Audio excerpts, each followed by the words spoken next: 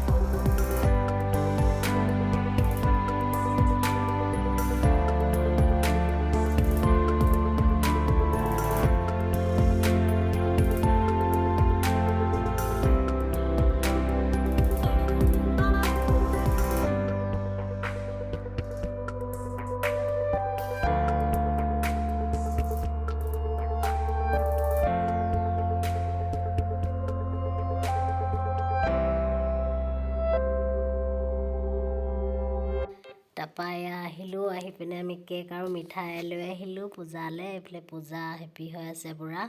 তাৰপৰা কেক কাটিবলৈ লৈছোঁ। এতিয়া আমাৰ মনে কেক অকণমান সি আঙুলি দি খালে, এতিয়া দুইটা লাগি আছে কেকৰ লগত, সি কাটিবলৈ লাগে তাক।